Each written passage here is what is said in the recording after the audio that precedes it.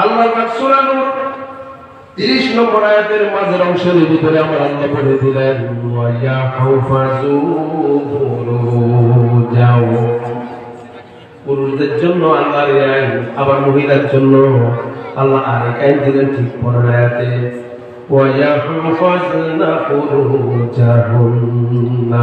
জোরে বলুন আল্লাহু আকবার। দুনিয়ার সমস্ত পুরুষকে আল্লাহ পাক বলে দিলেন তোমাদের লজ্জাস্থানকে তুমি হেফাজত করো। ওয়া ইয়াহফাযনা ফুরুজাহুন্না, তোমাদের মহিলাদেরকে বললেন তোমাদের লজ্জাস্থানকে তুমি হেফাজত করো। আমার নবীজি বলছেন যে ব্যক্তি দুইটা জিনিসের জামিনদার হতে পারবে দুনিয়ায়, আমি আল্লাহর রাসূল তার জন্য জান্নাতের জামিনদার হয়ে গেলাম। তারা এক নম্বর হলো মুখ, এক নম্বর কি, দুই নম্বর হলো লজ্জাস্থান। আমার ভাইরা দুইটা জিনিস যদি সেফ রাখতে পারেন জান্নাতে যাওয়ার গ্যারান্টি দিচ্ছে কে? আর বাস্তব বলেন জান্নাতে যাওয়ার গ্যারান্টি দিচ্ছে কে?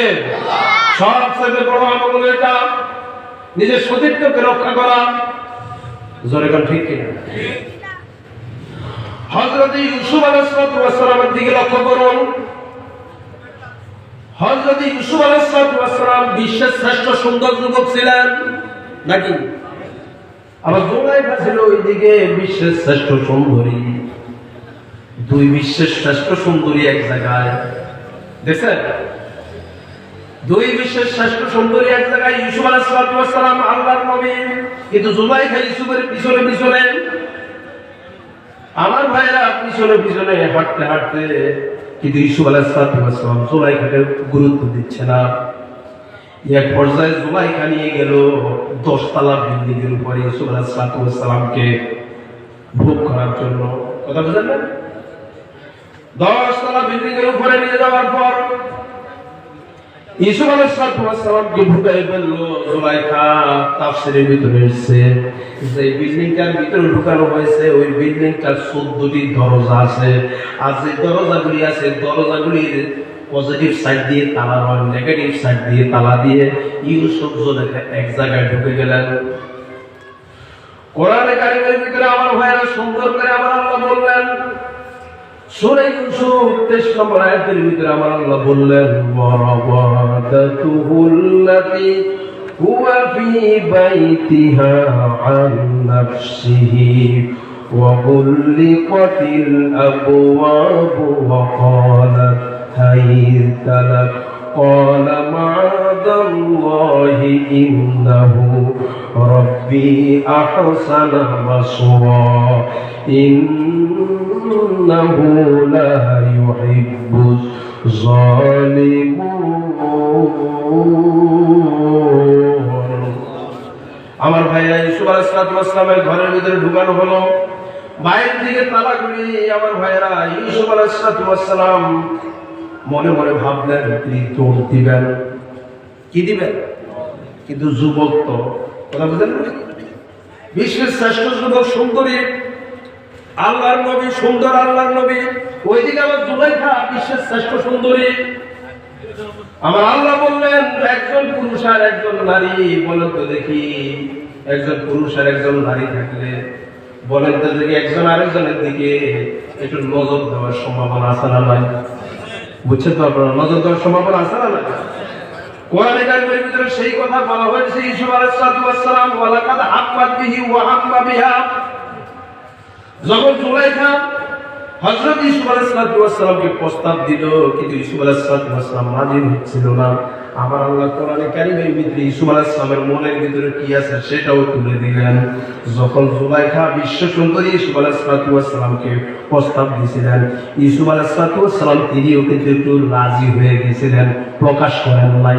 আল্লাহু আকবার বলবেন না? আমার ভাইরা কি বলেছে পরে যুবকেরা, ইউসুফ আলাইহিস সালাম থেকে শিক্ষা নাও, নিজের সতীত্বকে সেভ করবা।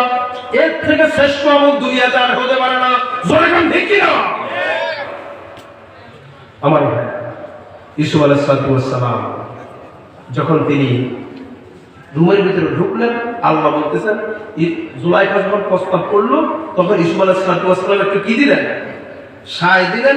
তার মনের ভিতরে একটু মত হওয়ার সম্ভাবনা ছিল। কিন্তু লক্ষ্য করো আমার ভাইরা, কিন্তু কাজটা হইল না কেন? দুজনে তো রাজি আল্লাহর কোরআনের আয়াত অনুসারে, ঠিক আছে? কাজটা হইল না কেন? আমার আল্লাহ কোরআনে কারিমের ভিতরে বলছেন, সূরা ইউসুফ 24 নম্বর আয়াত, আল্লাহ পাক বলেন, লাউলা আন রাআ বুরহান রাব্বিহি কাযালিকা লিনাসরিফা আনহু আস-সু'a ওয়াল ফাহশা ইন্নাহু মিন ইবাদিনাল মুখলাসিন। কাজটা হইল না, কাজটা হইল না। এই জন্য আল্লাহ রাব্বুল আলামিন ঈসা আলাইহিস সালামের সামনে দুইটা দলিল উপস্থাপন করলেন। বুরহান মানে হলো দলিল। বুরহান মানে কি? দলিল। তাফসীরে জালালাইন থেকে আমি আমার ভাইরা, বুরহানের অর্থ হলো দুইটা, দলিলের অর্থ হলো দুইটা। আমি ঠিক তুলে নিয়ে আসছি। এক নম্বর দলিলের অর্থ হলো আল্লাহ তাকে একটি চিঠি পাঠালেন। কি পাঠালেন? আমার ভাইরা, জুলাইখা যখন প্রস্তাব দিল, ইউসুফ আলাইহিস সালাম যখন রাজি হলেন, আমার ভাইরা কাজটা কিন্তু হয় না। এর মধ্যে আমার আল্লাহ ইউসুফ আলাইহিস সালাম যেহেতু আল্লাহর পক্ষ থেকে আমার ভাইরা নির্বাচিত নবী ছিলেন, জয়গণ ঠিক কিনা? যেহেতু আল্লাহর পক্ষ থেকে ইউসুফ আলাইহিস সালাম নবী, এজন্য আল্লাহ রাব্বুল আলামিন দলিল স্বরূপ একটা চিঠি পাঠালেন। কি পাঠালেন? চিঠি পাঠালেন আমার ভাইরা। সেখানে লেখা ছিল, হে ইউসুফ, আমি কিন্তু তোমার আল্লাহ, তোমার আল্লাহর সামনে তুমি এই কাজ করতে পারো না। আল্লাহু আকবার।